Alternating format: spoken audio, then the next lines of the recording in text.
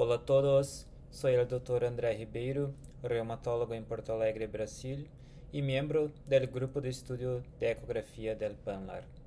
Hoy vamos a hablar de un tema que está ganando cada vez más relevancia en la práctica clínica, que es la utilidad de la ecografía en la evaluación de la entesitis, especialmente en el contexto de la artritis psoriásica. Aquí les presento la agenda de la charla. Primero vamos a definir qué es exactamente la éntesis y la entesitis. Después vamos a ver la definición ecográfica según Omeract, sus limitaciones y nuevas propuestas como la del estudio DEUS y del grupo DUET. Y después hablaremos de cómo aplicar todo eso en la práctica diaria. Ahora empezamos con la definición de entesitis. Tradicionalmente, la éntesis era entendida como un punto específico donde el tendón, ligamento o fascia se inserta en el hueso, pero hoy sabemos que esta visión es muy limitada, porque la éntesis no es un simple sitio de inserción, sino parte de una unidad funcional más compleja. Y el nombre de esta estructura es órgano entesosinovial.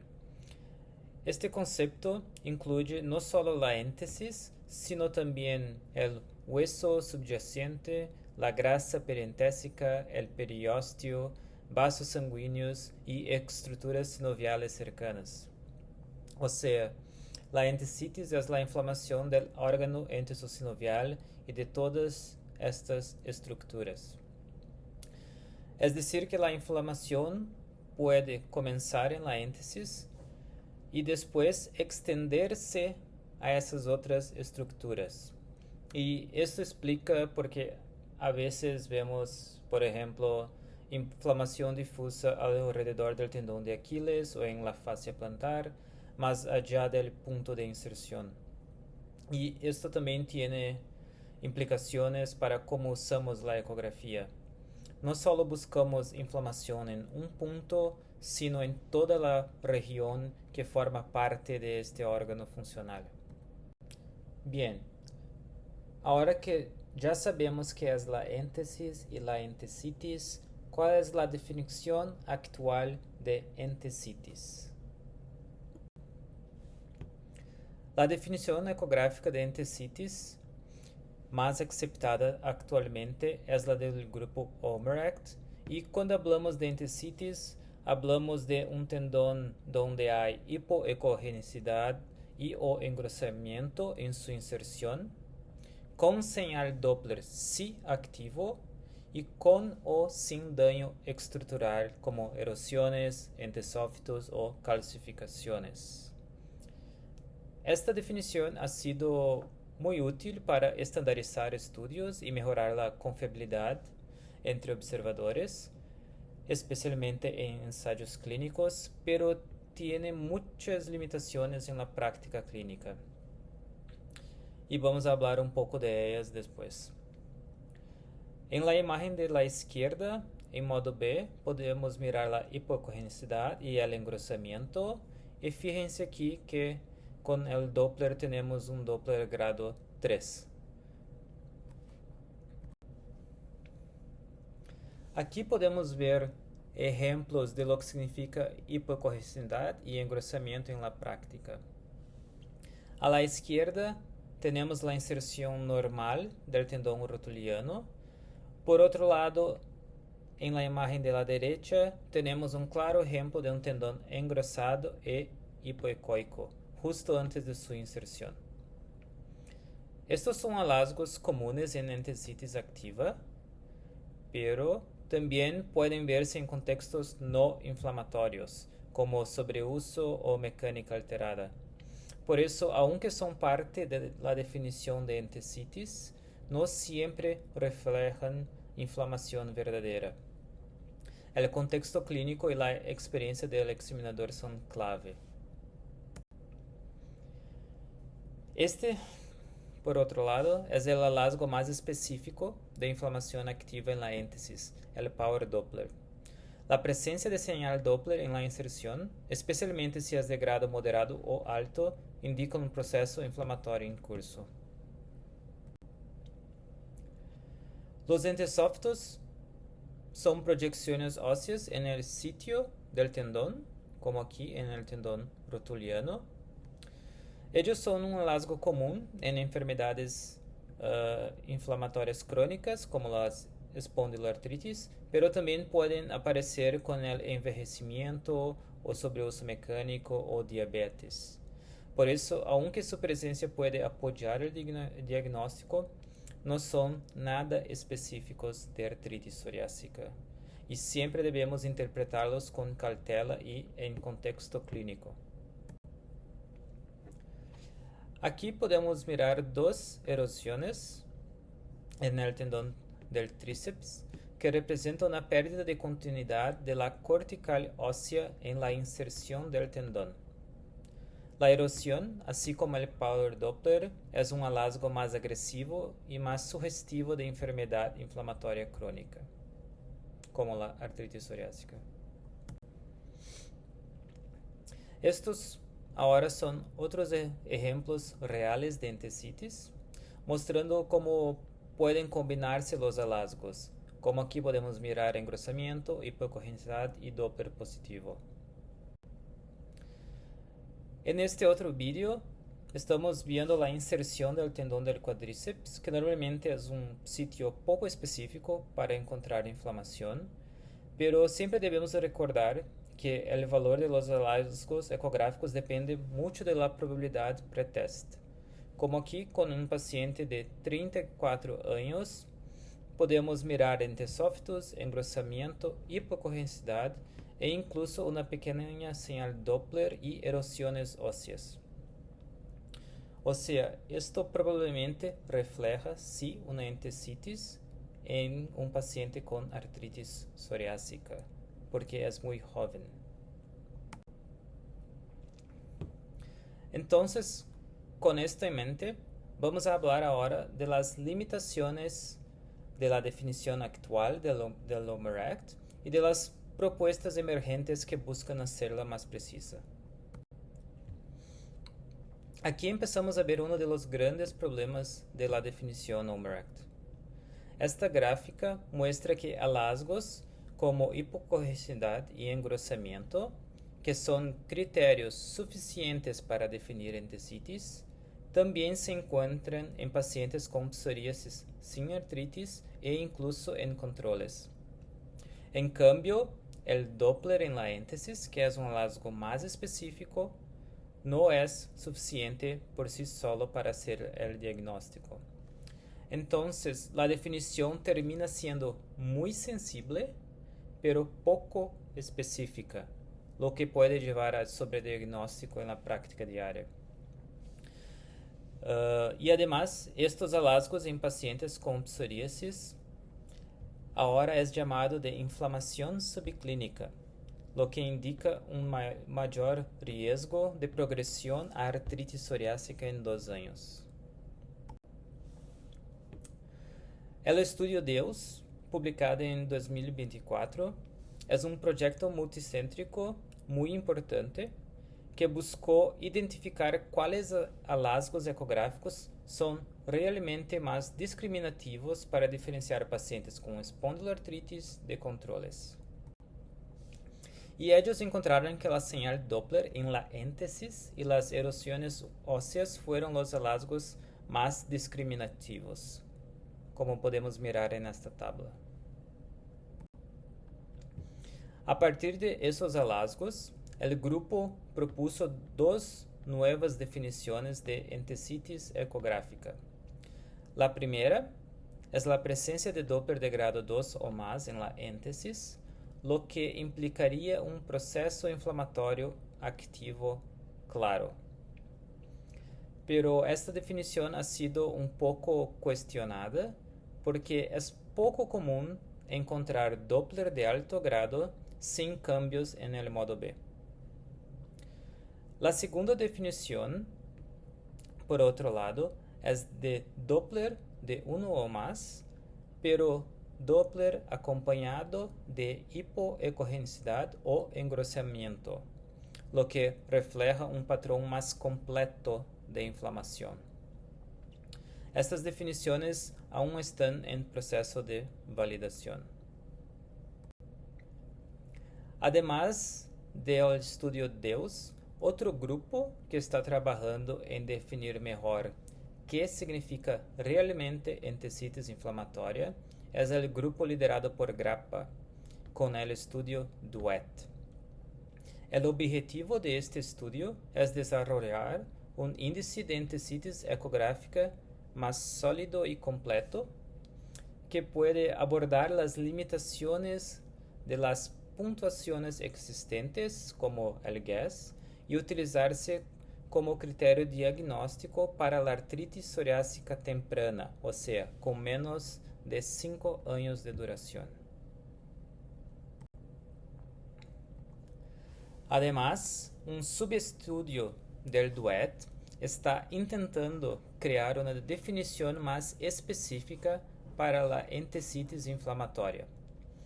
La lógica por detrás es muy clara, que si usamos definiciones amplias, como la del OMERACT, corremos el riesgo de diagnosticar pacientes con otras causas de dolor, como daño estructural crónico o causas no inflamatorias, como pacientes con artritis psoriásica, lo que lleva al sobrediagnóstico, y eso puede afectar tanto la práctica clínica como la interpretación de los ensayos clínicos. Bueno, incluso con estas limitaciones, la ecografía sigue siendo muy útil.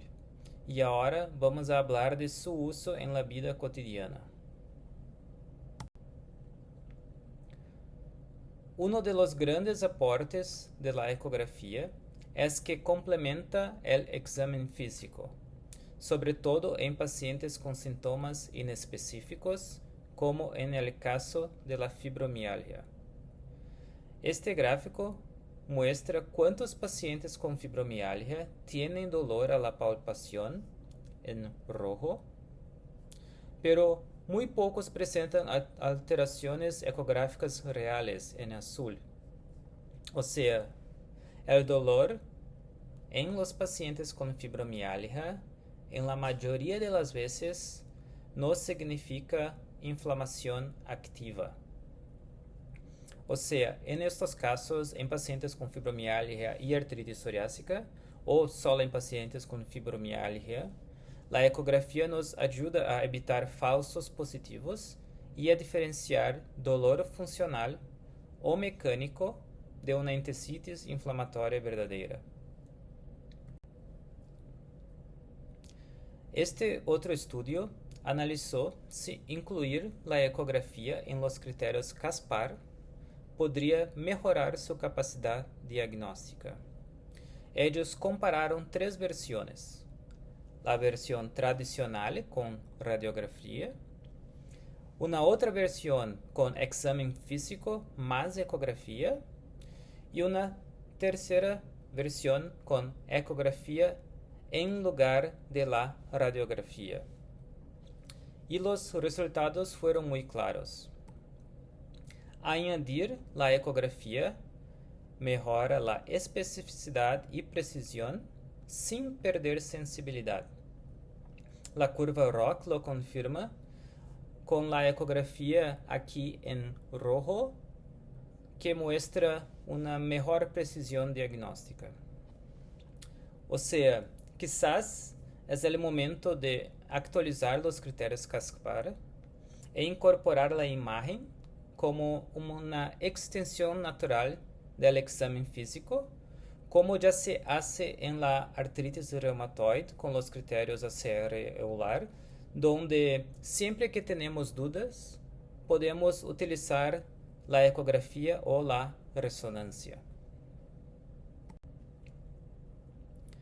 Además del diagnóstico, la ecografía también nos ayuda en el seguimiento. Este estudio mostró que la presencia de sinovitis en Power Doppler en pacientes en remisión clínica, o sea, remisión clínica pero no remisión ecográfica, se asocia a mayor riesgo de flare en los próximos meses. Es decir, el Doppler puede detectar inflamación subclínica antes de que aparezca clínicamente, con un riesgo relativo de 11. Esto puede ayudarnos a tomar decisiones terapéuticas más personalizadas, como por ejemplo intensificar el tratamiento en pacientes con alto riesgo o sostener tratamiento en pacientes verdaderamente estables. Y además de anticipar recaídas clínicas, la ecografía también puede predecir progresión estructural. Este estudio en pacientes con APS temprana evaluó varios factores clínicos y ecográficos y el riesgo de progresión estructural. Como vemos en la tabla, todos estos hallazgos ecográficos se asociaron a mayor daño radiográfico en el seguimiento, lo que confirma que la ecografía no solo nos ayuda a evaluar la inflamación actual, sino que tiene también valor pronóstico estructural. O sea, con base en todo lo que vimos, aquí les dejo 3 momentos clave donde la ecografía debe ser considerada en la práctica clínica. Cuando hay riesgo aumentado, como pacientes con psoríasis y sintomas vagos o factores como obesidad, afectación ungueal o antecedentes familiares. En ese contexto, la ecografía funciona como una herramienta de screening para evaluar la inflamación subclínica. Cuando hay duda diagnóstica, también podemos utilizar la ecografía para evaluar mejor el dolor en zonas entecíticas donde el examen físico no es concluyente. Ahí, la ecografía puede revelar entesitis o sinovitis no evidentes clínicamente. Y también, durante el seguimiento activo de nuestros pacientes, podemos usar la ecografía como point of care para guiar decisiones sobre intensificar la terapia, mantener o reducir el tratamiento de nuestros pacientes. A pesar de todas las ventajas que ofrece la ecografía, también hay que tener ciertos cuidados en su interpretación. Este es un primer recordatorio práctico. Siempre debemos evaluar toda la íntesis, no solo un punto. Por ejemplo, en este caso, el tendón extensor común parece básicamente normal a primera vista, quizás con una ligera hipocogenicidad aquí. Sin embargo, al escanear toda su inserción, encontramos erosiones óseas. O sea, aunque la imagen de la izquierda es dudosa, la de la derecha confirma claramente el diagnóstico de entesitis inflamatoria. Por lo tanto, realice siempre una exploración de éntesis completa. Aquí vemos un caso en que hay entesófitos prominentes y algo de engrosamiento aquí, pero ningún hallazgo inflamatorio activo. Este es un paciente mayor, con sobrepeso y sin artritis confirmada, lo que probablemente refleja cambios degenerativos. Por eso, no todo lo que parece entesitis lo es. La clínica, la edad, las comorbilidades y el contexto son clave para interpretar los hallazgos ecográficos. Y por último, aquí tenemos un caso de entesitis inflamatoria clásica en un paciente con artritis psoriásica, donde encontramos el tendón de Aquiles hipoecoico y engrosado con 2 grandes entesófitos. Entonces, para cerrar, me gustaría dejar algunos puntos clave. La entesitis es un dominio fundamental en la artritis psoriásica, pero su evaluación clínica tiene muchas limitaciones.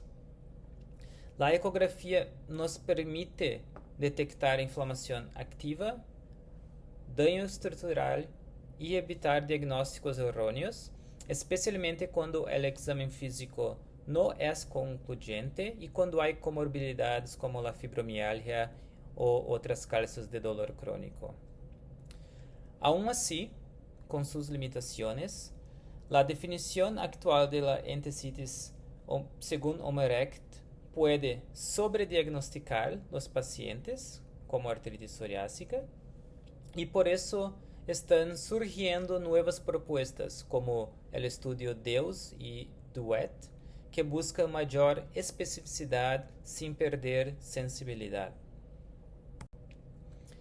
Muchas gracias por su atención.